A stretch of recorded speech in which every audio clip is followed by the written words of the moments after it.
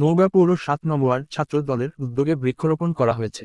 বিস্তারিত থাকছে নওগাঁ সুবীর দাসের তথ্য ও ভিডিও চিত্রে।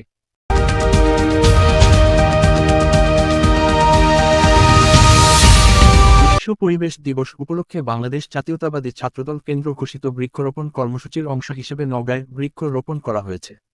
আজ বুধবার দুপুরে নওগাঁ পৌর ৭ নং ওয়ার্ড ছাত্রদলের পক্ষ থেকে বিভিন্ন সড়কের পাশে বৃক্ষরোপণ করা হয়।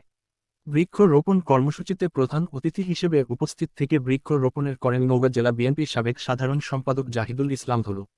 এ সময় উপস্থিত ছিলেন নওগাঁ জেলা ছাত্রদলের সাধারণ সম্পাদক মামুন বিন ইসলাম দহা ও সাংগঠনিক সম্পাদক অমিয় সরকার, নওগাঁ পৌর ছাত্রদলের সদস্য সচিব হৃদয় মাহমুদ, ৭ নং ওয়ার্ড বিএনপি সভাপতি আবুল কালাম আজাদ, সাধারণ সম্পাদক মিজানুর রহমান, নওগাঁ পৌর যুবদলের যুগ্ম আহ্বায়ক শামিনুর রহমান শামীম, জেলা বিএনপি ও ছাত্রদলের বিভিন্ন পর্যায়ের নেতাকর্মী।